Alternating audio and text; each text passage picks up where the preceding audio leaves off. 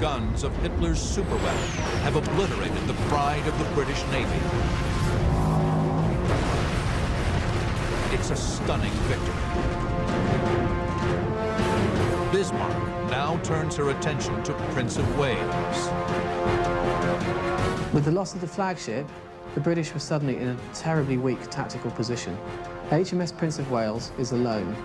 She's a brand new ship, she's inexperienced, and she's also experiencing significant mechanical problems with her machinery.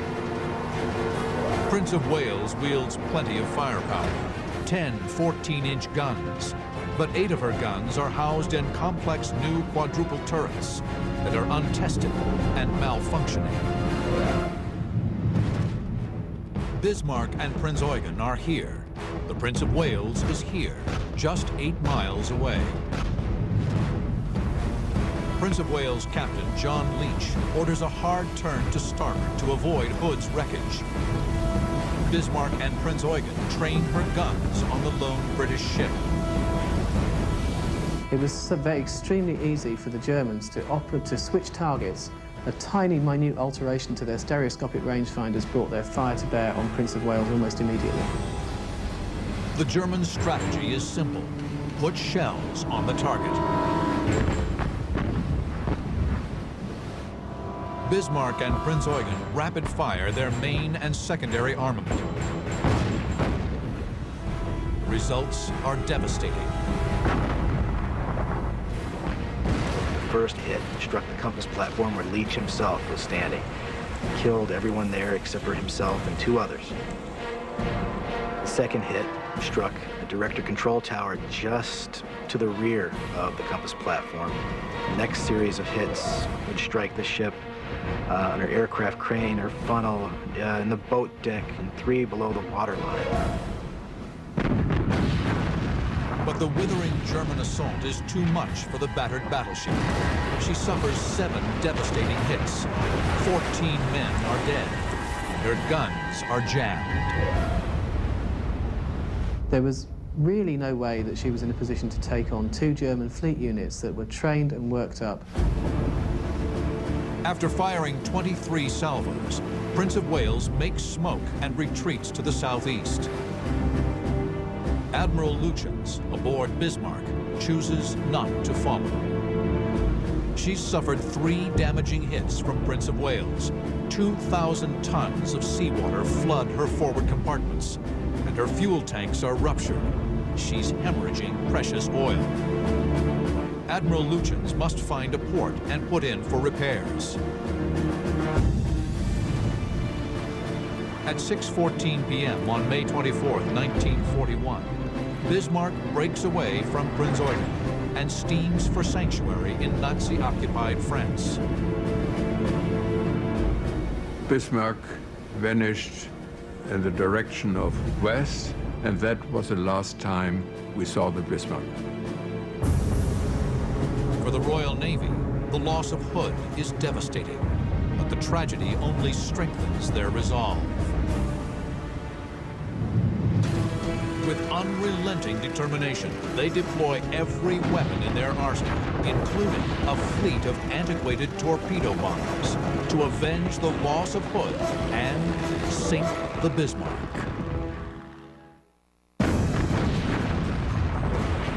May 24, 1941. Hitler's newest superweapon, battleship Bismarck, has obliterated the symbol of British sea power, HMS Hood, and crippled the battleship Prince of Wales. The tragic news spreads rapidly. The reaction in Britain to the loss of the Hood was a mixture of fury and a desire for revenge, an absolute shock. This was the pride of the Royal Navy. This was the unsinkable ship. This was the mighty Hood. The effect on the morale in Great Britain was absolutely catastrophic.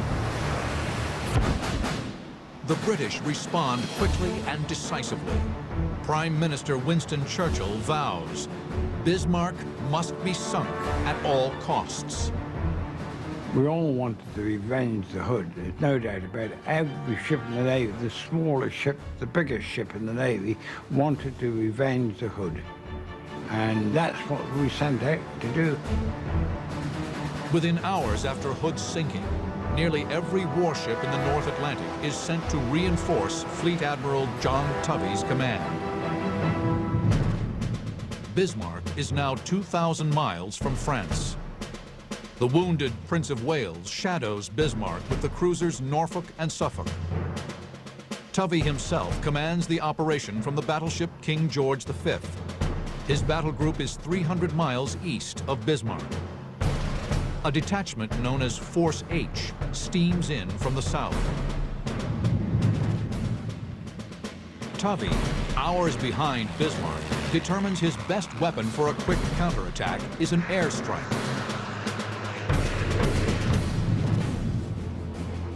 May 26th, 11:30 p.m.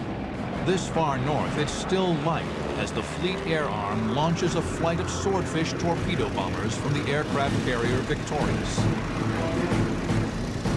Cruising at 85 miles per hour, the Swordfish use a primitive onboard radar system to navigate toward Bismarck. Built by the Ferry Aviation Company in 1934, the Swordfish, affectionately known as the String Bag, is a lightweight biplane with a metal frame covered in fabric. The aircraft carries a crew of 3, a pilot, observer, and rear gunner. The dual-wing design gives it incredible lift, allowing for very short takeoffs from the decks of small carriers. People viewed the Swordfish as being outdated or even obsolete at the start of the Second World War. Outdated, perhaps, yes. Outclassed, no. It was most maneuverable even down to very slow speeds of about 60 knots. You were still in control. The plane's primary armament is one Mark 12 18-inch torpedo, packing a powerful 388-pound charge of TNT. A year earlier, Swordfish sank 5 battleships during the attack on Taranto in Italy, helping to demonstrate the new thinking in naval warfare. Airplanes can dominate battleships.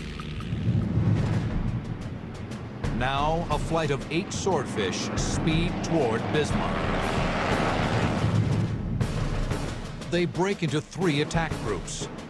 Flying in single file, they dive steeply down to 200 feet, banking into the target and fanning out parallel to one another to split anti-aircraft fire. As the planes approach, the steel fortress erupts, opening up with her 52 anti-aircraft guns. An entire ship's worth of armament barrage was being focused on just this poor selection of very antiquated biplanes scurrying in towards the ship in the hope that they could get their one torpedo launched and score some kind of effective blow. The German gunners use a clever tactic. They fire Bismarck's main armament into the sea, creating massive walls of water in front of the tiny biplanes. The courageous Swordfish pilots press their attack, dropping to just 60 feet above the waves. They're flying so low and slow, Bismarck is unable to train her guns. The Swordfish pilots punch the torpedo.